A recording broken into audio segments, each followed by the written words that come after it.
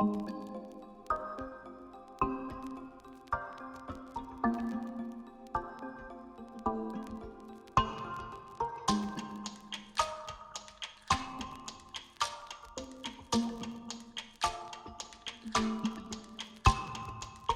what is up guys? So the Note 10 Plus has been out for almost a whole year, which as you all know is approximately a whole eternity in the smartphone realm.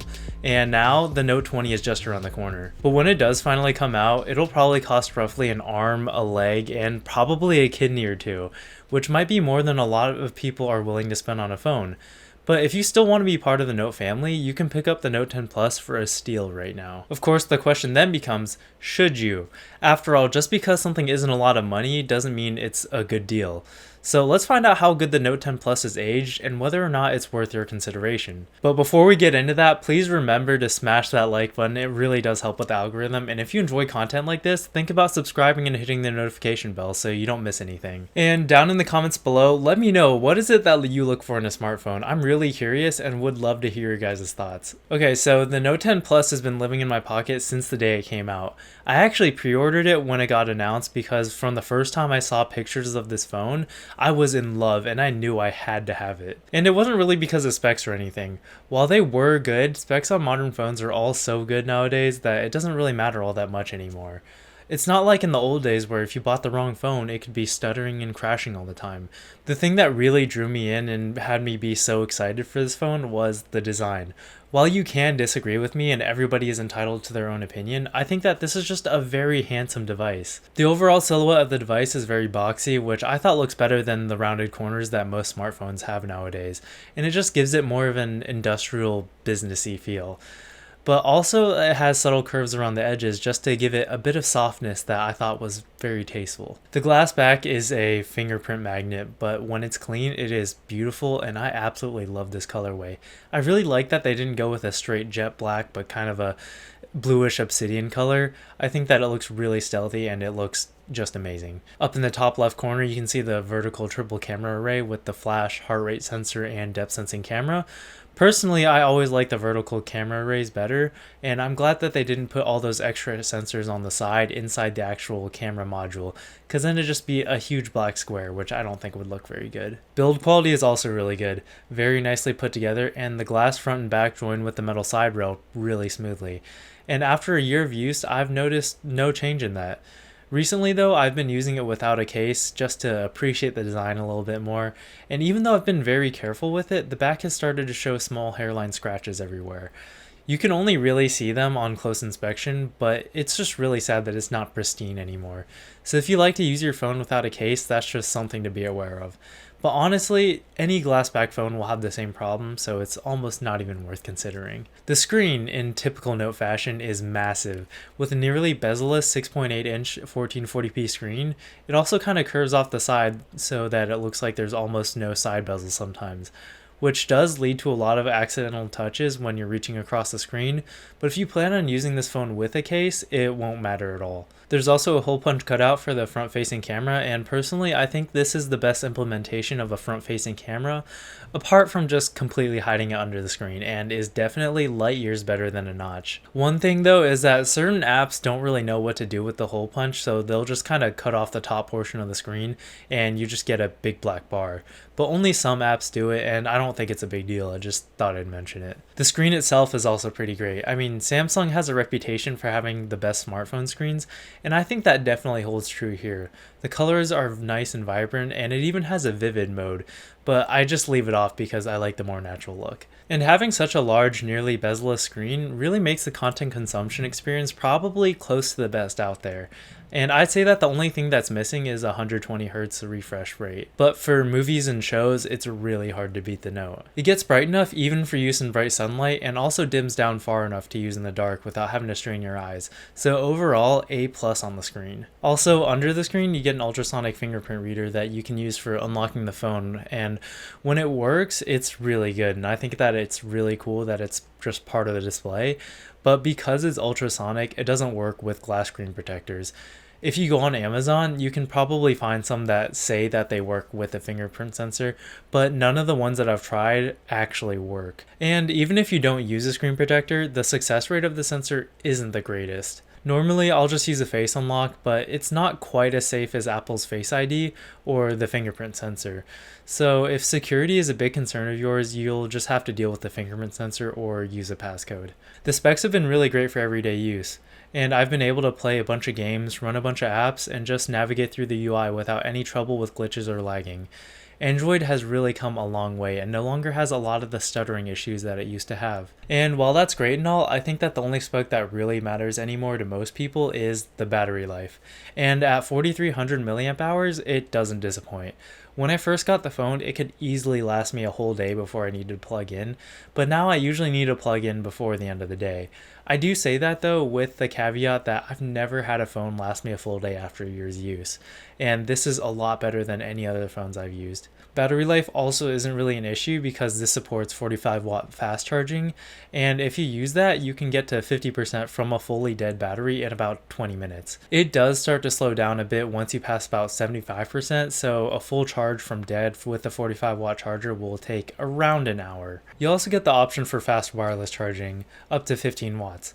It's not nearly as fast as the 45 watt wire charging, but it gets the job done, and I really like just not having to worry about wires and being able to plop it down on a stand. A cool thing about the wireless charging is that it works in reverse as well. So if you have a pair of earbuds that supports wireless charging, all I have to do is turn on wireless power share on the settings and then place the earbuds on the back of the phone. Great if you're in a pinch, but I haven't found that I've ever needed to use this. And when you're using it, you can't use the phone because it has to be face down. As far as cameras go, I found that the triple camera setup on the back was pretty good. So it has a 16 megapixel ultrawide, 12 megapixel wide, and 12 megapixel telephoto with a 10 megapixel front facing camera as well as a depth sensing camera on the back. They're all pretty good, but the main 12 megapixel camera is clearly a cut above the rest, and you'll clearly notice a reduction in sharpness when you switch from the main camera to any of the other ones. But with good lighting, you'll find all of them to be consistent with that of a flagship smartphone. But I think that especially when you're taking pictures of sunset, the camera processor tends to kind of overdo it a little bit and the colors tend to look really unnatural. I think that it also tends to over sharpen just a tad, and Samsung still does that thing where it smooths over the face a little bit and makes you look kind of doll-like, which I don't know how I feel about. Overall though, I think that Samsung has come a long way from before, and the camera generally does a good job with making colors look natural and lifelike. In low light, noise seems to be reasonably well controlled, but you can tell that you start to lose a lot of detail in the shadows, and the image just starts to get pretty soft overall. And the computer also really isn't afraid to lower shutter speed to compensate for the low light. So if you aren't careful, you'll just end up with a lot of blurry photos at night. It does have a dedicated night mode though, which works pretty well. It's actually really amazing how much light it's able to collect. The only issue I really have with it is that it just takes way too long, to the point that I feel like it's not very practical. You have to hold your phone still for a long time, and it makes me not want to use it. I think that my favorite feature on the Note 10 camera system, if you can even call it that, is just the fact that it has an ultra wide. Like, I remember when phones first started getting dual camera systems, it was really exciting, but the second lens was always just a telephoto lens and not an ultra wide, which was really frustrating for me. Just because I felt like usually I thought that the issue with smartphone cameras was that they didn't go wide enough and not the other way around. Video on this is also pretty good. Although it does still over sharpen a bit and the colors seem a little bit oversaturated, it's overall pretty good. One thing that annoys me though is that you lose the ultra wide option in video mode. It's kind of weird just because you still get 3 options for focal lengths in video, but there is a significant crop when you use the ultra wide video versus the one in photo mode.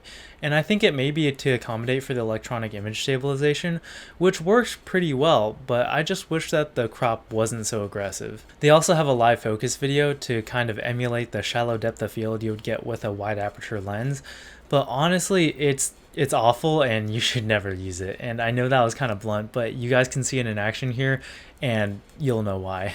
Also, a little quirk with the selfie camera, it gives you the option for 2 focal lengths even though there's only 1 lens on the front. And the 2 options are actually very similar, so I'm not really sure why they even gave you the option, but it's there I guess. Nice if you need a group selfie but your arms aren't quite long enough. So overall with the cameras, it's a pretty reliable system that gets the job done. And I'd say that I'm satisfied, but not wowed with the camera package as a whole. Okay, so the reason people get a Note is one, the big screen, which as I said earlier is exceptional. And second, the S Pen, which I think really separates this from any other phone on the market. Samsung has been making the Note for a long time now, and over the years, they've really refined the whole S Pen experience. Like something about being able to pull the stylus out of the phone itself and having it ready at any time is just really uniquely Samsung, and I love it. If you pull the pen out while the phone is off, it will automatically open a new page in Notes and you can start writing immediately, which is really useful if you just want to have to jot down a quick note. Although even after using this for a year, I'm still not sure if I buy into using this for handwritten notes. While the Note has a very large screen for a phone, it's still a relatively small surface to actually write on.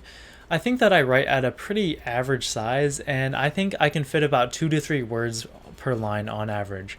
Normally, all I really use the S Pen for is clicking on some buttons that may be a bit small for my finger. You also get some cool features like being able to use gestures to change the camera from selfie to the rear cameras, and using the button as a remote shutter release, which are mostly just things that you use to show your friends when you first get the phone, but rarely use in reality. Still cool to have though. It also has a really satisfying extra clicky button at the end, which is really nice to fiddle with in your downtime. And also, if you're wondering, you can't put it in backwards and get it stuck, which is good. The clicky part on the end will get caught before you can insert it far enough. One issue that I found with the pen though is that if you drop your phone, even if you have a case on, the pen will unlock itself and it'll be free to slide out. And I've almost lost the pen before just because of that, so if you drop your phone, just make sure to check the pen before you go too far from where you dropped it. So that's been my experience with the Samsung Galaxy Note 10 Plus.